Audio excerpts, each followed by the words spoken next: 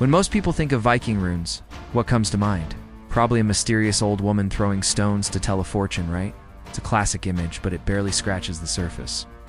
The truth is, runes were so much more than just a divination tool for the Norse people. They were their alphabet, their magic, their connection to the gods, and a fundamental part of their daily lives. Today, we're journeying back in time to uncover the true power and purpose of the Viking runes. Forget the cliches, and get ready to see these ancient symbols in a whole new light. So, first things first, what exactly are runes? At their core, they were a system of writing.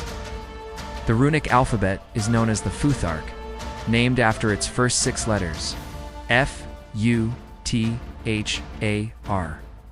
And K, this wasn't some secret magical code known only to a select few. It was a practical alphabet used by everyday people. We have incredible archaeological evidence of this. We found thousands of runestones scattered across Scandinavia. Massive monuments inscribed with tales of great deeds, memorials for fallen family members, and even property claims. It was their way of recording history, of making a permanent mark on the world. But it wasn't just on stone. Runes were carved into wooden staves for messages, into the hilts of swords to name the blade, and onto tools to mark ownership. Think of it like this. Just as we use our alphabet to write everything from grocery lists to epic novels, the Vikings used the Futhark for all aspects of written communication. Each rune had a name and a phonetic sound, making it a functional and versatile script for a society on the move. Now this is where it gets really fascinating. While the runes were a practical alphabet, the Vikings also believed each symbol held an inherent power, a specific concept or force of nature. This belief transformed the Futhark from a simple writing system into a powerful tool for what we might call practical magic. It wasn't about casting elaborate spells like you see in fantasy movies. It was about weaving a desired outcome into the fabric of your life. For example, the rune Fehu, which represents cattle and wealth, wasn't just the letter F. Carving it onto a strongbox or a piece of jewelry was a way of actively attracting prosperity and abundance. It was a tangible prayer for financial security. Another powerful example is Alges, the rune of the elk. This rune symbolized protection and defense. A Viking might carve Alges onto the doorframe of their longhouse to ward off intruders or evil spirits. They would wear it as an amulet to shield themselves from harm. It was like carrying a personal guardian with you. Then there's Reidho, the rune representing a journey or a wheel. Before setting off on a treacherous sea voyage, a Viking sailor would carve Reidho onto their ship's prow. This wasn't just for decoration. It was a ritual act, a plea for a safe passage, protection from storms, and a successful return home. This magic was woven into the very fabric of their existence, found on their cups, their combs, and their clothing, a constant, tangible connection to the forces they hoped to influence. It was a deeply personal and practical way of navigating a world full of uncertainty. Beyond these everyday uses, runes played a crucial role in the spiritual and ritualistic life of the Vikings. This is where the idea of divination or rune casting comes in, but it was far more profound than simple fortune-telling. When a chieftain had to make a critical decision whether to go to war, where to build a new settlement, or how to appease the gods during a famine, they would consult a seer, often a woman known as a vulva. The vulva wouldn't just predict the future.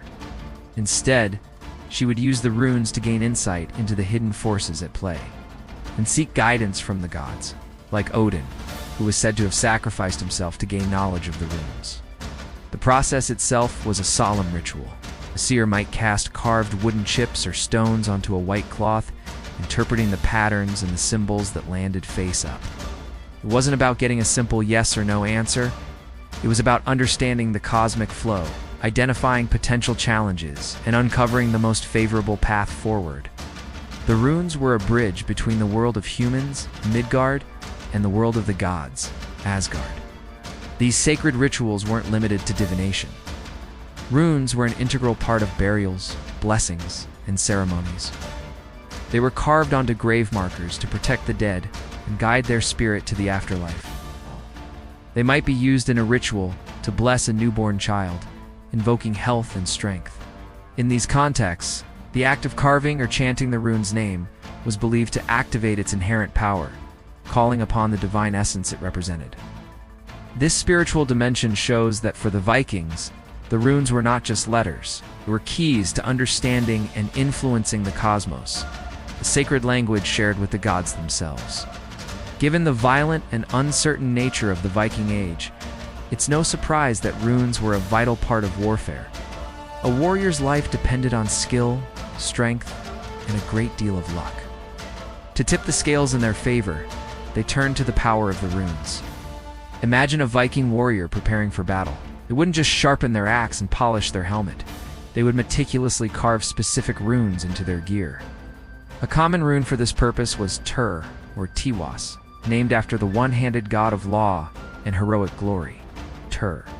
This rune, shaped like an upward-pointing arrow, was the ultimate symbol of victory, courage, and sacrifice. A warrior would carve it onto the blade of their sword or the head of their spear, believing it would guide their weapon to its target and grant them the strength to triumph in combat.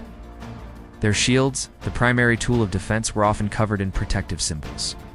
You might find the Alge's rune, which we mentioned earlier, painted on a shield to deflect enemy blows.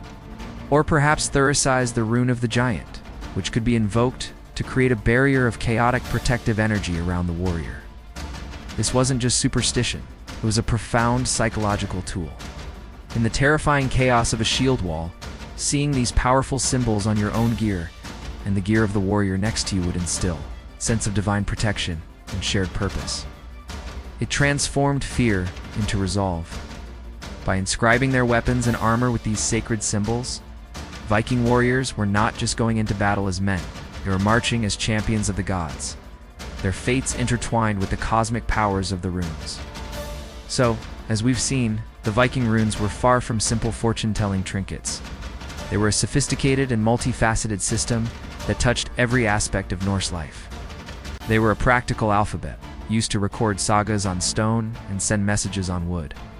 They were a tool for practical magic, a way to attract wealth, ensure safety, and protect one's home and family. And they were a sacred bridge to the divine, used in solemn rituals to seek guidance from the gods and empower warriors in the face of death.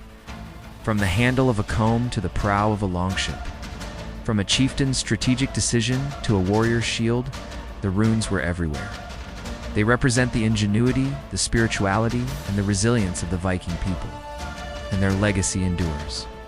Today, these ancient symbols continue to captivate us, appearing in modern art, literature, and even new spiritual practices. They are a powerful reminder of a time when the worlds of the physical, the magical, and the divine were inextricably linked. Thanks for watching, and if you enjoyed this journey into the past, be sure to like, subscribe, and follow for more adventures into history.